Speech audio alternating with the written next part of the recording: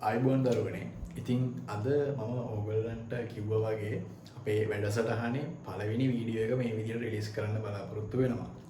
ඉතින් මේ වීඩියෝ එකේදී මම ඔයගලන්ට කියන්න යන්නේ අපොස සාමාන්‍ය පෙළ හදාරන ශිෂ්‍යයන්. ඒ කියන්නේ 10 සහ 11 ශ්‍රේණිවල ඉන්න ළමයින්ට ඇයි මේ වගේ විෂයක් හදාරන්නේ සහ මොකක්ද මේකේ වැදගත්කම? ඒ වගේම ඉදිරියට ඔයා මේ වගේ විෂයක් හදාරලා මොනවද කරන්න බලාපොරොත්තු වෙනවද? මොනවද විවෘත වෙන අවස්ථා?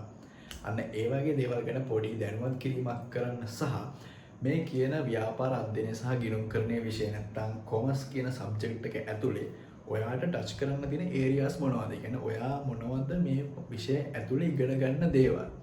සහ මොකද්ද මේ විෂය? මොකද ඔයා දැන් එක වසරේ සිට ඊට පස්සේ 2 3 ඔහම ඇවිල්ලා දැන් 9 වසර පහු කරලා මේ 10 සහ 11 කියන ශ්‍රේණි වලට එනකොට ඔයාලට තෝරා ගැනීම සබ්ජෙක්ට් එනවනේ. අපි කියන්නේ බකට් සබ්ජෙක්ට්ස් කියලා. ඔන්න ඔය කියන බකට් සබ්ජෙක්ට්ස් වලින් ඔයා තෝරගත්ත විෂයක් තමයි කොමර්ස් කියන්නේ. ඒතකොට ඔයාලට මේ සමග තෝරගන්න තව විෂයන් තිබ්බා. ඒවා පැත්තකින් තියලා ඔයා කොමර්ස් තෝරගත්තේ ඇයි සහ මේ කොමර්ස් තෝරගත්ත නිසා ඔයාට එන බෙනිෆිට්ස් මොනවද කියන එක ගැන ඉතින් මේ වීඩියෝ එකේදී මම කතා කරන්න ලෑස්ති වෙනවා. ඉතින් විශේෂයෙන් මේ වීඩියෝ එක 10 සහ 11 ශ්‍රේණිය වල ඉන්න O level විභාගයට පෙනී සිටින වාණිජ්‍ය විෂය නැත්නම් අපි කියන්නේ කොමර්ස් සබ්ජෙක්ට් එක තෝරගත්ත ළමයින්ටයි ගෙනාවේ. හොඳයි පුතේ. දැන් ඕගොල්ලෝ එතකොට මම කිව්වත් වගේ අර පුංචි කාලේ ඉඳලා ඉගෙනගත්ත විෂයන්, ඒ කියන්නේ බෞද්ධ ධර්මය, සිංහල, භූගෝල විද්‍යාව, ඉතිහාසය වගේ විෂයන් වලින් මිදිලා ටිකක් ප්‍රායෝගික ලෝකයේ අපිට අවශ්‍ය වෙන විෂයක්. ඒ කියන්නේ මේ වගේ අර ප්‍රැක්ටිකල් අතින් ටිකක් අපිට අවශ්‍ය වෙන විෂයකට මේ වෙද්දී ඔයගොල්ලෝ ඇවිල්ලා තියෙනවා. ඒ තමයි ව්‍යාපාර අධ්‍යයනය සහ ගිණුම්කරණය අපි අද කතා කරන මාතෘකාව. එතකොට මේ මාතෘකාව කතා කරන්න ප්‍රධානම හේතුව තමයි පුතේ ඇත්තටම මේ වෙද්දී අර හැදිලා තියෙන ව්‍යාපාරික ලෝකයේ ඇතුලේ ලොකු කම්පිටිෂන් එකක් තියෙනවා. ලොකු තරගයක් තියෙනවා. ඉතින් ඒ වගේ තරගයක් ඇතුලේ මුහුණ දෙන්න නම් ඒ අදාළ තරගයට මුහුණ දෙන්න අවශ්‍ය මූලික දැනුම අසතු තියෙන්න ඕනේ. හරි. ඒ කියන්නේ කොහොමද ව්‍යාපාරයක් ආරම්භ කරන්නේ? ව්‍යාපාරය ආරම්භ කළා මේක ඉදිරියට ගෙනියන්නේ කොහොමද? මේකට බලපාන නීති රීති සහ රෙගුලාසි මොනවද? මේ කියන දේවල් ගැන පුතේ අපි ගැඹුරින් කතා කරනවා ඉදිරියේදී. නමුත් අපි මෙතනදී කරන්නේ ඔයාට මේ සම්බන්ධයෙන් සරල දැනුමක් ලබා දෙන එක. ඒක තමයි මේ විෂයේ තියෙන අරමුණ. ඇත්තටම මේ විෂය වලට ජීවිතයටත් වැදගත් වෙන විෂයක්. විභාගයට විතරක් නෙමෙයි. හොඳයි. එතකොට ව්‍යාපාර අධ්‍යයනයේ විෂය ගත්තොත් පුතේ ඕගොල්ලෝ මෙතෙක් කල ඉගෙනගත්ත විෂයන් වලින් ටිකක් මිදිලා ප්‍රායෝගික පැත්තට බර වෙන විෂයක්. හරි. මේක ප්‍රායෝගික විෂයක්. මම ඒක ඒ විදිහට හඳුන්වනවා. හරි. මෙතනදී අර මම කිව්වා වගේ ව්‍යාපාර අධ්‍යයනය කියන කොටස. ව්‍යාපාර අධ්‍යයනය කියන කොටස අපි තියරි පාර්ට් එකක් විදිහට තමයි ගන්නෙ. ඒ වගේම මේකේ ගිණුම්කරණය කොටස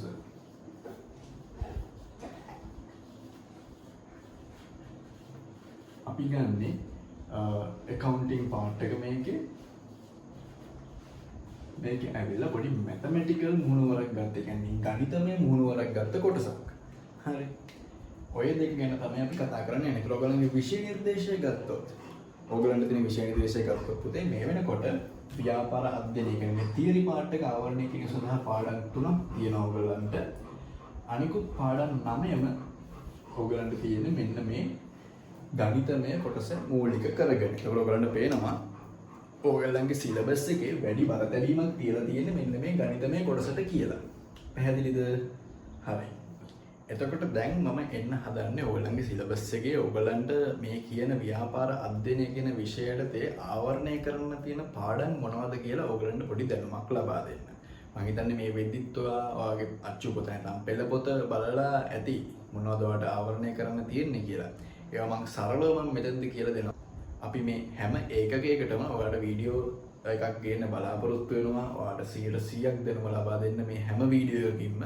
ඉතින් ඒක YouTube අපේ channel එක subscribe කරලා තියාගන්න අනිවාර්යෙන්. channel එක subscribe කරලා bell icon එක click කරලා තියාගන්න. මේ හැම වීඩියෝ එකක්ම ඔයාලට දාපු සැනින් බලන්න පුළුවන්. හොඳයි. ඔයගොල්ලන්ගේ syllabus එකේ පුතේ තියෙන පළවෙනිම පාඩම තමයි ව්‍යාපාර පසුබිම. ව්‍යාපාර පසුබිම කියලා කියන්නේ මේ ව්‍යාපාර පසුබිම කියන එකෙන් ඔයාලට හඳුන්වන්න පුතේ මොකද්ද ව්‍යාපාරයක් කියලා කියන්නේ? කොහොමද මේක පටන් ගන්නෙ? සංවිධානයක් කියන්නේ මොකද්ද? අන්න ඒ වගේ පොඩි සරල දැනුම් සම්භාරයක් ඔයාලට ලබා දෙනවා මේ පාඩමෙන්. මොකද්ද ව්‍යාපාර අධ්‍යයනය කියන්නේ? මොකද්ද මේ විෂයදී අපි ඉගෙන ගන්න කියන එක ගැන. ඕනම විෂය පතයක මූලිකම පාඩම පළවෙනිම පාඩම වෙන්නේ ඒ අදාළ විෂය පිළිබඳව දැනුමක් ලබා දීම. ඒතර මෙතනදී කරන්නේ ඒ දේ තමයි. right. දෙවෙනි පාඩම විදියට ඔයාලට තියෙන්නේ ව්‍යාපාර පරිසරය.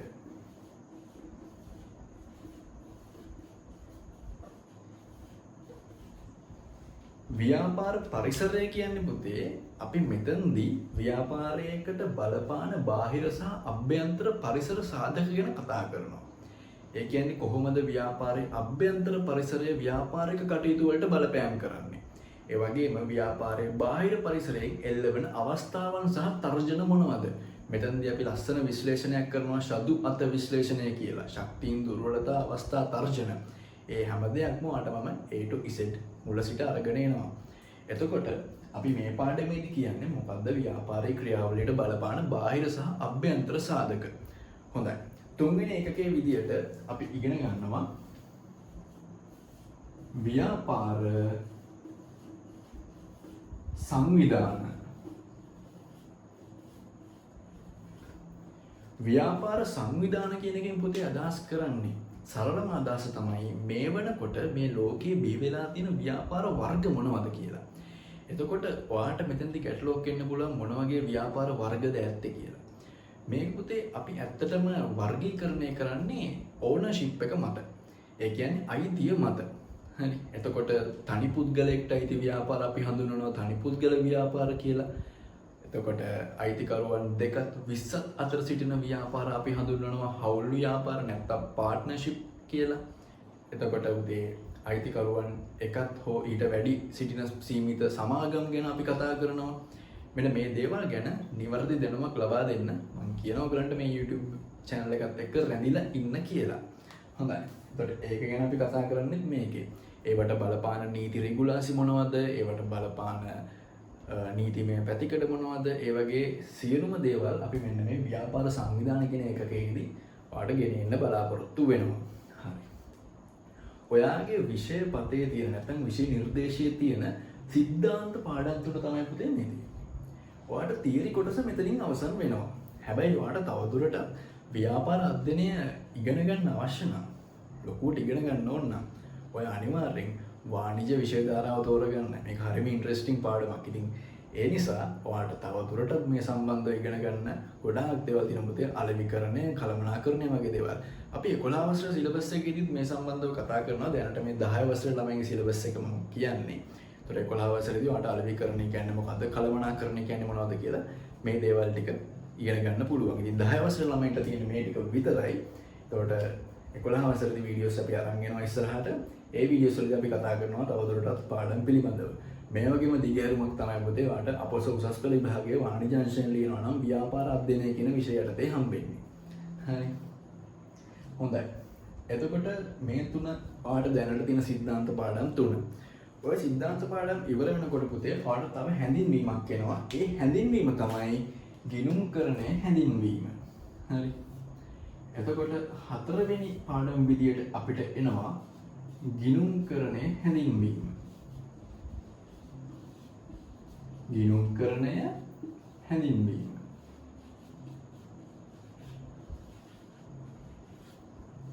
ගිණුම්කරණය හැඳින්වීම කියලා කියන්නේ පුතේ accounting වලට අපි වඩා introduction එකක් දෙනවා. මොකක්ද ගිණුම්කරණය කියන්නේ? අපි මෙතනදී ව්‍යාපාර පසුබිම ගැන හැඳින්වීමක් ගත්තානේ. අන්න ඒ වගේම ගිණුම්කරණය කියන්නේ මොකද්ද? මේකෙන් සිද්ධ වෙන්නේ මොකද්ද? ඇයි අපි ගිණුම්කරණය තියන්නේ? කවුද මේක හොයාගත්තේ? ඇයි ඒක හොයාගන්න අරමුණ? මේක ව්‍යාපාර වලට බලපාන්නේ කොහොමද? මෙන්න මේ ගැන හැම ගැටලුවකටම පිළිතුරු අපි මේ පාඩමේදී ඉගෙන ගන්නවා. right. හොඳයි. ඊට පස්සේ අපි එතනින් තවදුරටත් ඉස්සරහට යනවා. අපි එතකොට ගිණුම්කරණ සමීකරණය කියලා කොටසකට එනවා. ගණිතයේදී ඔයා ඕන තරම් සමීකරණ හදලා ඇති. ගිණුම්කරණ සමීකරණය. මේකත් ඒ වගේම සමීකරණයක් තමයි. හරි. ගිණුම් කරන සමීකරණයේදී පුතේ අපි බලන්නේ මේ ගිණුම් කරන සංරචක තාම ඔයගොල්ලෝ දන්නේ නැතුව ඇති වත්කම් වගකීම් හිමිකම් ආදායම් කියන මෙන්න මේ ගිණුම් කරන සංරචක කොහොමද සමීකරණයකට දාලා ඒක සමාන කරලා පෙන්වන්න කියන එක. බය වෙන්න එපා මෙතන මැත්ස් වල වගේ කියන්නේ ලොකු ගණන් තැබීම් නැහැ. එකතු කිරීම සහ අඩු කිරීම තමයි බහුල වශයෙන්ම භාවිතා වෙන්නේ. ඊට පස්සේ ඒ ඒකකයේ ඉවර වුණාම අපේ ඊළඟ ඒකකය තවත් ප්‍රධානම ඒකකයක් තමයි ගනුදෙනු වල දිත්ත බලපෑම. අපි මේකට කියන දිත්ත සටහන් කියලා. ඔන්න ඔය ඒකකය අපි ආරම්භ කරනවා දිත්ත සටහන් කියන ඒකකය. එතකොට දිත්ත සටහන් අවසන් වුණාට පස්සේ පුතේ අපේ ඊළඟ ඒකකය 7 වෙනි එක විදිහට වෙනවා මූලික සටහන් පොත්. හරිම අස්සන ආස හිතන පාඩමක් මූලික සටහන් පොත්. ගනුදෙනු වාර්තාකරණයේදී මේක වැදගත් වෙනවා මූලික සටහන් පොත් කියන එක. මූලික සටහන් පොත් වලින් පස්සේ අපි ප්‍රධාන මූලික සටහන් පොත් දෙකක් ගැන ඉතාම සවිස්තරාත්මකව කතා කරනවා. ඒ තමයි මුදල් පොත සහ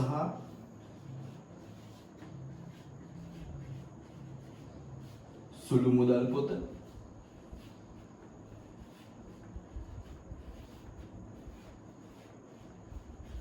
ඔය කියන දෙක ගැන අපි සවිස්තරාත්මකව කතා කරනවා. මෙතනදී මුදල් ලැබීම් සහ ගෙවීම්, ඒ වගේම ආයතනයක් ඇතුළේ තියෙන සුළු මුදල්, ඒ කියන්නේ පෙටි කෑෂ් කොහොමද හුවමාරු වෙන්නේ, ඒක ඔපරේෂන් එක කොහොමද වෙන්නේ කියන එක ගැන කතා කරනවා.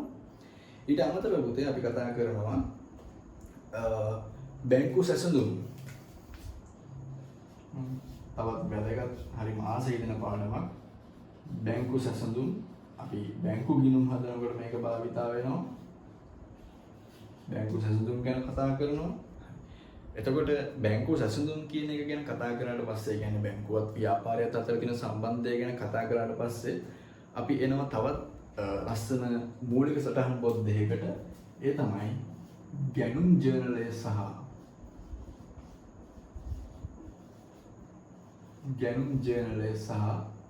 විකුණුම් ජර්නලය.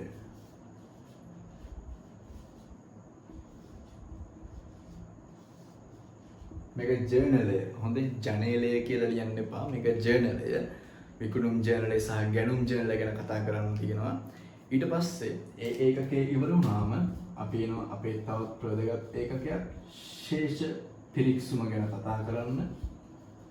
ශේෂ පිරික්සුම කියන පාඩමේදී පුතේ අපි මූලික වශයෙන්ම කරන්නේ හර සහ බැර සමානයි කියලා මේක අවසානයේදී පෙන්눔 කරන එක. ඒක මෙහෙම ලේසියට කිව්වට ඇත්තටම ඔයා ගණිතමය පැත්තක් තියෙනවා ඒකේ. අපි ඒ අදාළ පාඩමේදී ඒ සවිස්තරාත්මකව කතා කරනවා. ඊට අමතරව ආගේ අවසාන සහ වැදගත්ම පාඩමක් විදිහට තියෙනවා වැරදි නිවැරදි කිරීම. වැරදි නිවැරදි කිරීම. වැරදි නිවැරදි කිරීම කියන පාඩමේ නම බලන්න. වැරදි තමයි නිවැරදි කරන්න තියෙන්නේ. ඒ නිසා පාඩමේ නම හොඳට මතක තියාගන්න. කිසිම වෙලාවක නිවැරදි දේවල් යලිත් වැරදි කරන්න එපා. හරි. ඔයාලට තියෙන්නේ වැරදි තියෙන තැන් නිවැරදි කරන්න පමණයි. හොඳයි. ඊළඟට මම කතා කරන්න යන්නේ ඔයා දැන් මේ විෂය තෝරගත්තේ ඇයි කියලා කවුරු හරි ඔයාගෙන් ඇහුවොත් ඔයාලට දෙන්න උත්තරයක් තියෙන්න ඕනේ. මොකද ඔයාලට තව තෝරා ගැනීමේ ඔප්ෂන්ස්, ඒ කියන්නේ තෝරා ගැනීම අවස්ථා තිබ්බා. මේ ඔයාලට වෙන මොකක් හරි විෂයක් තෝරගන්න තිබ්බා. බකට් සබ්ජෙක්ට්ස් කියන්නේ ඔයාලට තෝරගන්න තියෙන සබ්ජෙක්ට්ස් නේ. එතකොට කවුරු හරි ඇහුවොත් ඔයාගෙන් ඇයි ඒ සබ්ජෙක්ට් අතහැරලා ව්‍යාපාර අධ්‍යයනය කියන එක තෝරගත්තේ? මොකද පුතේ එහෙම කරේ කියලා. හරි. ඔය සමහර නැන්දලා ඉන්නවනේ මහාන කට්ටිය. එතකොට ඔයාට දෙන්න උත්තරයක් තියෙන්න ඕනේ. ඉතින් ඔන්න ඔයාට අපි ඒ වගේ වෙලාවට දෙන්න උත්තර කිහිපයක් දෙන්න තමයි මේ හදන්නේ. ඒ කිව්වේ මේ විෂය තෝරගන්න ප්‍රධානම හේතු මොනවද කියන එක තමයි මම ඔයාලට කියන්න යන්නේ. පළවෙනිම සහ වැදගත්ම හේතුව තමයි පුතේ ඔයා දන්නවා ඔයා දැන් අපොස සාමාන්‍ය පෙළ විභාගයේ සමත් වුණාට පස්සේ අපොස උසස් පෙළ විභාගයට තමයි පියනගන්නේ. අපොස උසස් පෙළ කියලා කියන්නේ අපොස සාමාන්‍ය පෙළ වගේ විභාගයක් නෙමෙයි. ඒක හරීම බැරෑරුම් සහ වගකීම් සහගත විභාගයක්. ඒ වගේ විභාගයකට යනකොට ඔයාට මේ වගේම තෝරා ගැනීම ඔප්ෂන්ස් එනවා. හරි. ඒ තමයි ඔයාට ඔයාගේ විෂය ධාරාව තෝරගන්න පුළුවන්. ඔයා මොන අංශයෙන්ද ඉදිරියට යන්නේ කියන එක. එතකොට වැදගත් අංශ කිහිපයක් තියෙනවා පුතේ. එහෙම කියන්න. වැදගත් කියන්නේ ඔක්කොම වැදගත්. මේ හැමදේම වැදගත්. ඒ වැදගත් අංශ තමයි විද්‍යාංශ, ගණිතාංශ, වාණිජ අංශය, ඊට පස්සේ දැන් අලුතෙන් ඇවිල්ලා තියෙන පුතේ තාක්ෂණ අංශය, ටෙක් එක කියලා අපි කියනවා. තාක්ෂණ අංශය. ඒ වගේම තමයි තවත් වැදගත් අංශයක් තියෙනවා කලා අංශය. ඔන්න ඔය කියන අංශ පහ තමයි මේ වෙද්දි පාසල් වල ක්‍රියාත්මක වෙන්නේ. එතකොට මේ අංශ ගැන ඔයාලට පොඩි හැඳින්වීමක් මම දුන්නොත් විද්‍යාංශය කියන්නේ සාමාන්‍යයෙන් ඔයා දන්නවා ජීව විද්‍යාවට කැමති කට්ටිය, වෛද්‍යවරයෙක් වෙන්න සිහින දකින කට්ටිය එතකොට ඒ වගේ අංශයක් තෝරගන්නවා. ගණිතාංශය කියලා කියන්නේ ඇත්තටම ඉංජිනේරුවෙක් වෙන්නවා කැමති නම් ඔයාට ඒ වගේ ගණිතමය හැකියාවක් තියෙනවා නම් ගණන් හදන්න ආස නම් ඔයාට ගණිතමය අංශය තෝරගන්න පුළුවන්. ඊළඟ අංශය තමයි වාණිජ අංශය. එතකොට අපි මේ කතා කරන ව්‍යාපාර අධ්‍යයනය සහ ගිණුම්කරණය කියන විෂය ධාරාවේ තවදුරටත් දිගහැරීමක් කරනවා නම් අන්න ඒක තමයි මෙතනදී කරන්නේ. හරි. වාණිජ අංශය යටතේ ඔයාට ප්‍රධාන විෂයන් තුනකට මුහුණ දෙන්න සිද්ධ වෙනවා. ඒ ප්‍රධාන විෂයන් තමයි business studies හෝ business statistics. හරි. අපි මේවා නිකන් සරලව මම මේ කියන්නේ ඇත්තටම ලොකුවට දැන් ඔලුවට දාගන්න එපා. ඔයා තම 10 වසරට ආව විතරයි. හරි. එතකොට ඒ වගේ සබ්ජෙක්ට් තියෙනවා එතන. ව්‍යාපාර අධ්‍යයනය සහ ව්‍යාපාර සංඛ්‍යානය කැමති එකක් තෝරගන්න පුළුවන්. ඊට පස්සේ accounting තියෙනවා. ඊට පස්සේ econ තියෙනවා. හරිම රසවත් කරන්න ආස හිතෙන විෂයන් තුනක්. එතකොට ඔයාගේ යම්කිසි අරමුණක් තියෙනවා නම් අනාගතයේදී වාණිජ විශ්වවිද්‍යාලයෙන් මම ඉදිරියට යනවා කියලා ඔයා අද අරගෙන තියෙන්නේ හරිම තීරණය. මම එහෙම කියන්නේ හේතුව තමයි මෙන්න මේ වාණිජ විශ්වවිද්‍යාලයට ඔයාට අවශ්‍ය කරන මූලික දැනුම, මූලික අඩිතාලම දාන සබ්ජෙක්ට් එක තමයි පුතේ මෙන්න මේ අපි ඉගෙන ගන්න ව්‍යාපාර අධ්‍යයනය සහ ගිණුම්කරණය කියලා කියන්නේ. මේ සබ්ජෙක්ට් එකේදී වෙන්නේ මෙන්න මේ වාණිජ විශ්වවිද්‍යාලයේ තියෙන මේ කියන විෂයන් වලට මූලික ආරම්භයක් ලබා දීම. එතකොට අපි දන්නවා ගෙයක වුණත් ෆවුන්ඩේෂන් එකක් දාලා ඉස්සරහට යනකොට තමයි ලස්සනට වැඩ ටික කරගෙන යන්න පුළුවන් වෙන්නේ. ඒ වගේ ෆවුන්ඩේෂන් එකක් තමයි ඇත්තටම මෙතනින් දාන්නේ. ඉතින් ෆවුන්ඩේෂන් එක හරියට දාගන්න නැත්නම් ගේ වුණත් හරියට හදාගන්න හම්බෙන්නේ නැහැ. ඒ නිසා ඔයා අපොස සාමාන්‍ය පෙළ විභාගයේදී අනිවාර්යෙන් මේ විෂයට ඒ සාමාර්ථයක් ගන්න ඕනේ. අපිත් එක්ක හිටියොත් අපි අනිවාර්යෙන් ඒක අරන් දෙනවා. ඉතින් බලාපොරොත්තු වෙන අපිත් එක්ක රැඳිලා ඉන්නවා කියලා මේ වීඩියෝ එකත් එක්ක සහ අපේ දාන අනෙකුත් වීඩියෝ සමග. එතකොට ඔයා ඔන්න මම එක උත්තරයක් වාට දුන්න අර ගැටලුවට. ඒක තමයි වාණිජ විෂය ධාරාව හදාරන්න බලාපොරොත්තු වෙන නිසා මට ඒ සම්බන්ධයෙන් දැනුමක් ලබා ගැනීමට අවශ්‍ය නිසා මම මොකද්ද ව්‍යාපාර අධ්‍යයනය සහ ගිණුම්කරණය තෝරගත්තා කියලා මට කියන්න පුළුවන්. ඔන්න ඒක උත්තරයක්. හරි. තව උත්තරයක් හදලා දෙන්නයි යන්නේ. ඒක තමයි ඇත්තටම මේ වෙද්දී අපි ඉන්නේ 21 වෙනි සියවසේ ලෝකයක. මේ ලෝකෙට තව නමකින් හඳුන්වන පුතේ මේක තාක්ෂණික ලෝකය කියලා. දවසෙන් දවස දිනෙන් දින මේක තාක්ෂණයත් එක්ක ඊටාම ඉදිරියට ගමන් කරනවා. හරි. තාක්ෂණික ලෝකය. එතකොට මේ කියන තාක්ෂණික ලෝකයේ වර්තමානයේ වෙනකොට ව්‍යාපාර දහස් ගාණක් එළිය බිහි වෙලා තියෙනවා. හරි.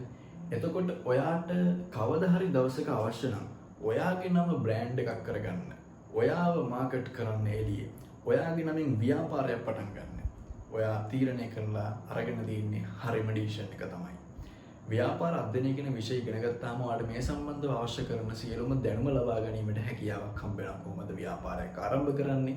මේ හැම දෙයක්ම ඔයාට මේ විෂයෙන් ලබා ගන්න අවස්ථාවක් තියෙනවා. ඉතින් ඔයා ව්‍යාපාරයක් ආරම්භ නොකරන්න බලාපොරොත්තු වෙන්නත් පුළුවන්. සමහර විට ඔයා රැකියාවකට ගිහිල්ලා වැටුපකට වැඩ කරන්න කැමති වෙන්න පුළුවන්. නමුත් ඔයාට කවදා හරි කොතන හරි ව්‍යාපාරයක් අවශ්‍ය වෙනවා. බැංකුවල ක්‍රියාවලිය කොහොමද වෙන්නේ කියලා දැනගන්න ඕනේ. එතකොට ඔයා ව්‍යාපාරයක ගනුදෙනු කරනවා. අන්න එතනදී ඔයාට මේ දැනුම අනිවාර්යෙන් අවශ්‍ය වෙනවා. ඒ නිසා ඔයා ව්‍යාපාරයක් ආරම්භ කරන කෙනෙක් ඉන්නවා නම් මේ වීඩියෝ එක බලන කෙනෙක් ඉන්නවා නම් ව්‍යාපාරයක් ආරම්භ කරලා ඒක ඉදිරියට කරගෙන යන්න එයාට මේක වඩාත් වැදගත් වෙනවා. ඒ වගේම තමයි කවුරු හරි ඉන්නවා නම් ව්‍යාපාරයක් ආරම්භ කරන්නේ නැහැ. මම මගේ රැකියාවට යනවා. ඒ විදියට හිතන කෙනෙක් ඉන්නවා නම් නමුත් ඔබටත් කවදා හරි දවසක ව්‍යාපාරයක් එක්ක අනිවාර්යෙන් ගැටෙන්න සිද්ධ වෙනවා, ව්‍යාපාරත් එක්ක ගනුදෙනු කරන්න සිද්ධ වෙනවා. එතකොට ඔයාටත් මේ ව්‍යාපාර සම්බන්ධ මූලික දැනුම ලබා ගන්න මේ විෂය ඉතාම වැදගත් වෙනවා. ඉතින් ඒ නිසා අනිවාර්යෙන් මේ විෂය තෝරගත්ත එකේ ලොකු ඇඩ්වාන්ටේජ් එකක් නැත්නම් ප්ලස් පොයින්ට් එකක් ඔයාට තියෙනවා. තුන්වෙනි උත්තරෙත් මම ඔයාලට හදලා දෙන්නම්. තුන්වෙනි උත්තරේදී පුතේ පොඩ්ඩක් සවිස්තරාත්මකව මේක කියන්න ඕනේ. ඔයාට 11 ශ්‍රේණියට ගියාම තියෙන වැදගත්ම පාඩමක් තමයි කළමනාකරණය. කළමනාකරණය. අපි මේකට කියනවා මැනේජ්මන්ට්.